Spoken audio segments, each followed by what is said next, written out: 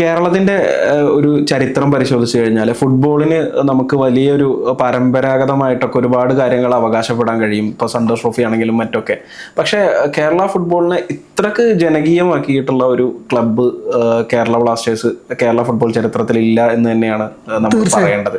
കാരണം നമ്മൾ അത് പറയുന്ന സമയത്ത് നമ്മളിപ്പോൾ മറ്റു പല രാജ്യങ്ങളിലും അതുപോലെ തന്നെ യൂറോപ്യൻ രാജ്യങ്ങളിലൊക്കെ കാണുന്നത് പോലെ ആ ക്ലബിനൊപ്പം സഞ്ചരിച്ച് കളി കാണുന്ന ക്ലബിനായിട്ട് ആവേശത്തോട് കൂടിയിട്ട് ആ ഒരു ആവേശം തന്നെയാണ്. നമ്മൾ ഇപ്പോൾ കൊച്ചിയിലൊക്കെ കളി കാണാൻ പോയി കഴിഞ്ഞാൽ അതിന്റെ ഒരു ആവേശം വേറെ തന്നെയാണെന്നുള്ളത് നമ്മൾ എല്ലാവരും അനുഭവപ്പെട്ട് നമുക്ക് പരിചയമുള്ളതാണ്.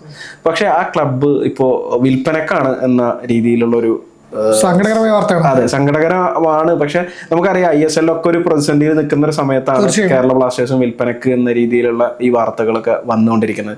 ഇതിലേക്ക് നയിച്ച ഘടകങ്ങൾ എന്തൊക്കെയായിരിക്കും? ഇപ്പൊ ഈ മാനേജ്മെന്റിനെതിരെയുള്ള വിമർശനം, അതുപോലെ പറയുമ്പോൾ തന്നെ സൈഫ് പറഞ്ഞപ്പം ടീമിനൊപ്പം സഞ്ചരിക്കുന്ന ആരാധകർ മഞ്ഞപ്പട, ഈ കേരള ബ്ലാസ്റ്റേഴ്സിനെ പറയുമ്പോൾ നമ്മൾ മഞ്ഞപ്പടയെ കുറിച്ച് പറയേണ്ടി വരും. അത് സീസണിന്റെ തുടക്കം മുതൽ അല്ലെങ്കിൽ കേരള ബ്ലാസ്റ്റേഴ്സിന്റെ തുടക്കം മുതൽ മഞ്ഞപ്പട എന്നുള്ളൊരു യെല്ലോ ആർമി, അവരാണിത് ഇത്രയും ജനപ്രീതി നമുക്കൊരു ഇത്രയും ആരാധകർ ഉണ്ടാക്കിയെടുത്തത്. അത് വേറെ തന്നെ ഒരു ഇതായിട്ട് എല്ലാ ടീമും കളിക്കുമ്പോൾ 11 താരങ്ങളാണ്, ബ്ലാസ്റ്റേഴ്സ് 12 താരങ്ങളാണ് ആദ്യമായിട്ട് പറയുന്നത്. കാരണം വല്ലാത്തൊരു സപ്പോർട്ടാണ് നമുക്ക് കിട്ടുന്നത്.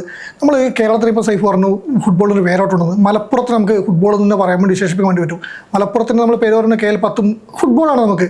പക്ഷേ ആ കൊച്ചിയിലേക്ക് അത് ഒഴുകി എത്തുന്നത് നമ്മൾ കണ്ടത് മലപ്പുറം മാത്രമല്ല, കേരളത്തിൻ്റെ എല്ലാ ജില്ലകളും അത് ഉണ്ടെന്നും. ഒന്ന് ISL ദിവസം നമ്മളൊന്ന് പിന്നെ വടക്കൻ കേരളത്തിന് തെക്കൻ കേരളത്തിൽ നിന്ന് ട്രെയിനിൽ യാത്ര ചെയ്താൽ നമുക്ക് മനസ്സിലാവും ആരാധകർ വരുന്നത്. കൊച്ചിയിലെ മെട്രോ അല്ല ഞാൻ പറഞ്ഞത്, ട്രെയിനിൽ നമ്മൾ വന്നാൽ തന്നെ അറിയും ആ വരുന്ന ആരാധകർ കളി കണ്ട് പോകുന്നവരൊക്കെ. ബസ് ബുക്ക് ചെയ്യുമ്പോൾ ട്രെയിൻ ബുക്ക് ചെയ്യുമ്പോൾ നമ്മൾ അങ്ങനെ മാറി. എന്റെ നാട്ടിൽ നിന്ന് തൃശ്ശൂർ അവിടെ നിന്നൊക്കെ ആ രീതിയിലൊക്കെ ഞാൻ കണ്ണൂർ നമ്മൾ വരുമ്പോൾ ഞാൻ അന്ന് പിന്നെ തിരുവനന്തപുരത്ത് വർക്ക് ചെയ്യുന്ന സമയത്ത് അവിടുന്ന് ഇവിടെ നമ്മൾ ട്രെയിൻ ടിക്കറ്റ് ബുക്ക് ചെയ്ത് നോക്കും, കളി ഉണ്ടെങ്കിൽ പിന്നെ ജനറൽ കമ്പാർട്ട്മെന്റ് നോക്കണ്ട, ലഗേജിന്റെ മുകളിൽ തൂങ്ങി പിടിച്ചിട്ട് നിന്നിട്ടൊക്കെ ആൾക്കാർ വരുന്നത് വല്ലാത്തൊരു വികാരമാണ്. പക്ഷേ ഇപ്പോൾ ടീം വിൽക്കുന്ന ഇതിലേക്ക് പറയുമ്പോൾ നമുക്ക് ആ ഒരു വികാരത്തിന്റെ തോതിളക്കാൻ കുറച്ച് കുറഞ്ഞിട്ടുണ്ട്. ആരാധകർ കൈവിട്ടിട്ടുണ്ട്, ടീമിനെ കൈവിട്ടിട്ട് കളിക്കാരല്ല, ഈ ടീം മാനേജ്മെന്റ് ഒരു ആരാധകർ തിരിഞ്ഞിട്ടുണ്ട് കഴിഞ്ഞ 1-2 സീസണായിട്ട്. അതുണ്ട്. അത് കപ്പില്ലാത്തതുകൊണ്ട് മാത്രമല്ല, കപ്പടിച്ചിട്ടില്ല, കളിപ്പടക്കിയിട്ടില്ല, അത് വേറെ കാര്യം. പക്ഷെ നമ്മൾ എങ്കിലും പിന്നെ റണ്ണേഴ്സ് ടൂർ പിന്നെ ലീഗിലെ സീസൺ അല്ലാത്ത സീസണിൽ പോലും നമ്മൾ ടീമിനിപ്പം ചങ്ക് പറിച്ചു നിന്ന ആരാധകരാണ്. പക്ഷേ ആ ആരാധകർ ഇപ്പം കുറച്ച് വിട്ടു നിൽക്കുന്നുണ്ട്. അത് പല കാരണങ്ങളുണ്ട്. നമുക്ക് മാനേജ്മെന്റിന്റെ പല വീഴ്ചകളും പറഞ്ഞിട്ടാണ് വരുന്നത്. അപ്പം അങ്ങനെ ഒരു ആരാധകരോട് തിരിഞ്ഞു നിൽക്കുന്ന സമയത്താണ് ഇപ്പോൾ ഈ ടീം വിടാൻ പോകുന്നു പറഞ്ഞത്. നമുക്കറിയാം സച്ചിൻ ടെണ്ടുൽക്കർ ആയിരുന്നു നമ്മളെ ആദ്യത്തേത്.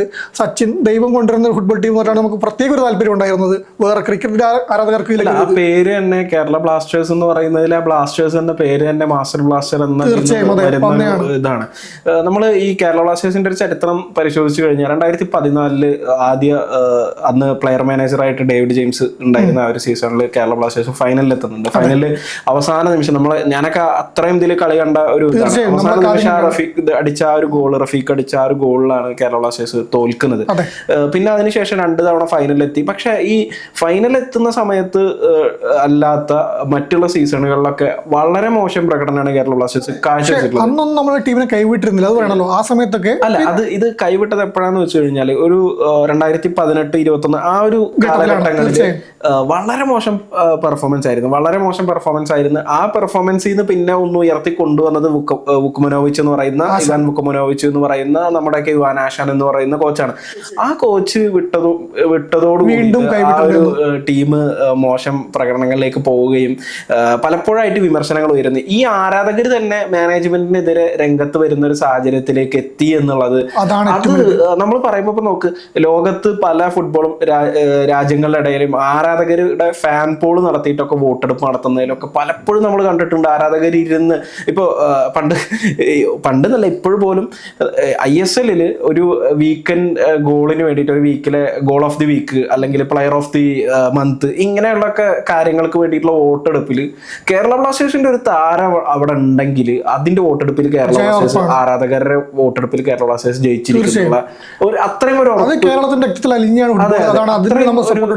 പക്ഷെ ആ ആരാധകര് പുറംതിരിഞ്ഞ് നിൽക്കുക എന്ന് പറയുമ്പോൾ സ്വാഭാവികമായിട്ടും അത്രത്തോളം മാനേജ്മെന്റിന്റെ പല നടപടികളിലും ഇപ്പോൾ താരങ്ങളെ വിൽക്കുന്ന കാര്യങ്ങളിലാണെങ്കിലും മറ്റൊക്കെ നല്ല നല്ല താരങ്ങളെ കൊണ്ടുവരുന്നു, അവര് പിന്നെ തിരിച്ചു പോകുന്നു. തിളങ്ങിയ താരങ്ങൾ നിലനിർത്താൻ വേണ്ടി പറ്റുന്നില്ല. അത് ആരാധകർ ഇപ്പൊ ഈ പറഞ്ഞ പോലെ ഈ ഷൈഫ് പറഞ്ഞ 2021 ശേഷമുള്ള സീസണിൽ വന്നാൽ ഈ 2-3 സീസണിൽ 1-2 താരങ്ങളെ എൻ്റെ ആരാധകരുടെ ഹൃദയം കീഴടക്കിയിട്ടുള്ളൂ. പക്ഷെ അവരെ നിലനിർത്താൻ വേണ്ടി പറ്റുന്നില്ല. അവർ ഇട്ടിട്ട് പോകുമ്പോൾ നമ്മളിപ്പം ഒരു താരത്തിലേക്ക് നമ്മൾ പ്രതീക്ഷ വരുന്നത്, ആ താരം ഇട്ടിട്ട് പോകുന്ന സമയത്ത് നമ്മൾ മൊത്തം ഹൃദയം തകരുവാണ് മഞ്ഞപ്പടയുടെ ആരാധകരുടെ.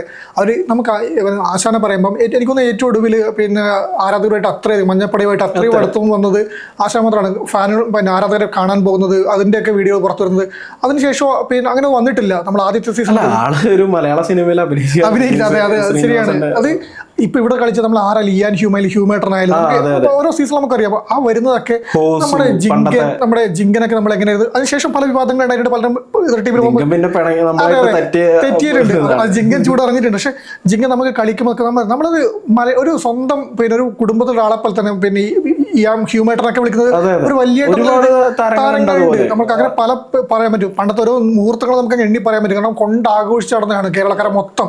അത് ഫുട്ബോൾ ഇപ്പൊ നിലവിൽ നോക്കാം. നമുക്ക് അഡ്രിയൻ ലൂണ എന്ന് പറയുന്ന ഒരു താരമാണ് കുറച്ച് കാലം നമ്മളെ കൂടെ ആ ഒരു ടീമിന്റെ ഒരു സ്നേഹം ഒക്കെ അറിഞ്ഞിട്ട് നിൽക്കുന്ന ഇതുണ്ട്. ഇപ്പൊ നമ്മളിപ്പോ ഇത് പറയുമ്പോൾ പോലും പുറത്ത് ഇപ്പൊ ഈ താരങ്ങൾ മറ്റുള്ള രാജ്യങ്ങളിൽ നിന്ന് ഇവിടെ കളിക്കാൻ വരുന്ന താരങ്ങൾക്ക് പോലും അത്രയും ആ ഒരു കാര്യം ഈ ആരാധകരെ സംബന്ധിച്ച് ഒരുപാട് പറയാനുണ്ട് എന്നുള്ളത് തന്നെയാണ്. ഈ ആരാധകരെ എന്ന് പറയുമ്പോൾ ഇപ്പൊ നമുക്ക് ബംഗളൂരു FC-യുടെ ഒക്കെ ആരാധകരും വലിയ രീതിയിൽ ആവശ്യമുള്ള ആരാധകരാണ്. പക്ഷെ ഈ ഇത്രയും എണ്ണം, ഇത്രയും ആളുകള് ഒരു ടീമിന് വേണ്ടിയിട്ട് ഒരേ ശബ്ദത്തിൽ ആർപ്പുളിക്കുക എന്ന് പറയുന്നത് അതൊരു കിട്ടേണ്ട ഒരു ഇന്ത്യൻ ഫുട്ബോളിന്റെ പ്രത്യേക ഉണർവാണ്.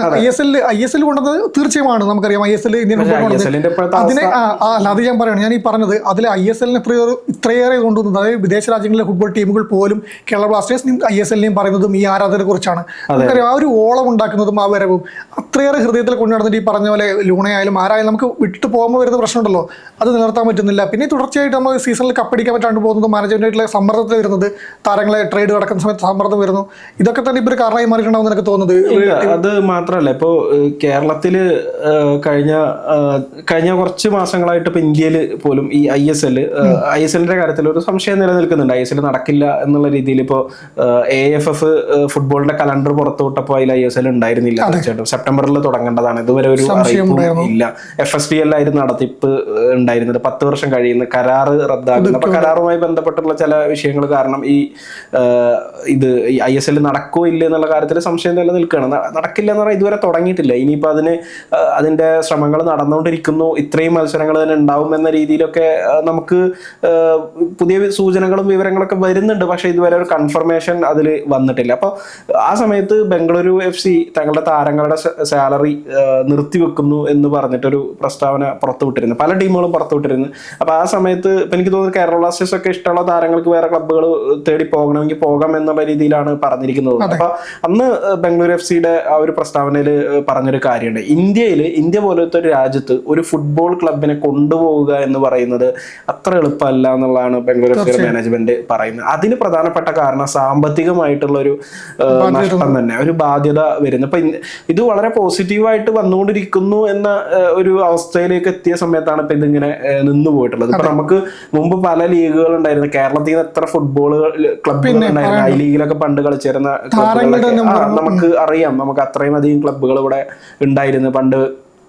നമ്മൾ ഈ ഐ ലീഗ് ഇതൊക്കെ നടക്കുന്ന സമയത്ത് അല്ലെങ്കിൽ മുന്നത്തെ നാഷണൽ ലീഗുകളിലൊക്കെ ഒരുപാട് ക്ലബ്ബുകൾ ഉണ്ടായിരുന്നു. പക്ഷെ ഇത്രയും പോപ്പുലർ ആയിട്ടുള്ള ഫുട്ബോളുമായിട്ട് ബന്ധമില്ലാത്ത ആളുകൾ വരെ കേരള ബ്ലാസ്റ്റേഴ്സ് എന്ന് പറയുന്ന ആ ഒരു രീതിയിലേക്ക്, പ്രായമുള്ള ഒരുപാട് ആളുകൾ കേരള ബ്ലാസ്റ്റേഴ്സ് എന്ന് പറയുന്ന ആ ഒരു ടീം ആ രീതിയിലേക്ക് വരുന്നത് കേരളത്തിന്റെ ചരിത്രത്തിൽ അങ്ങനെ എടുത്ത് കാണാൻ കഴിയില്ല. പക്ഷെ സംഭവിച്ചത് ഇതാണ്. അപ്പൊ എന്തായാലും ഇപ്പോ ഉള്ള വിവരം വെച്ചിട്ട് ഇപ്പൊ നിലവിലെ ഉടമകളായിട്ടുള്ള മാഗ്നം സ്പോർട്സ് ലിമിറ്റഡ് അവര് ക്ലബിനെ വിടുക, അതായത് പൂർണ്ണമായിട്ടോ അല്ലെങ്കിൽ ചെറിയ ഷെയറുകളായിട്ടോ വിൽക്കാൻ ആഗ്രഹിക്കുന്നുണ്ട് എന്നുള്ളതാണ്. അത് എനിക്ക് തോന്നുന്നു കേരളത്തിൽ അകത്ത് തന്നെ ക്ലബിനെ വാങ്ങാൻ പറ്റുന്ന ആളുകൾ ശ്രമിക്കുന്നുണ്ട്. നമുക്ക് പലപ്പോഴും വന്നിട്ടുള്ള ഇതാണ് മാനേജ്മെന്റ് മലയാളികളല്ല, ഇവിടെ ഉള്ളവരല്ല എന്നുള്ള രീതിയിലുള്ള ഒരു വികാരം. അപ്പൊ അത് മറികടക്കാൻ കഴിയുമെന്ന് അറിയില്ല. നമുക്ക് കേരളത്തിലുള്ള ആളുകൾ തന്നെ ആ രീതിയിൽ വാങ്ങാൻ ശ്രമിക്കുന്നുണ്ട് എന്ന് വാർത്തകളൊക്കെ വരുന്നുണ്ട്. എന്തായാലും കേരള ബ്ലാസ്റ്റേഴ്സ് നിലവിലെ സാഹചര്യത്തിൽ ഉടൻ വിൽപ്പനക്ക്, കേരള ഹൗസ് ഉടൻ വിൽപ്പനക്ക് എന്ന് പറഞ്ഞ പോലെ കേരള ബ്ലാസ്റ്റേഴ്സ് ഉടൻ വിൽപ്പനക്ക് എന്നൊരു സാഹചര്യത്തിലാണ് ഉള്ളത്. അതിൽ നിന്ന് എന്തെങ്കിലും മാറ്റം വരും. ദുഃഖകരമായ വാർത്തയാണ്.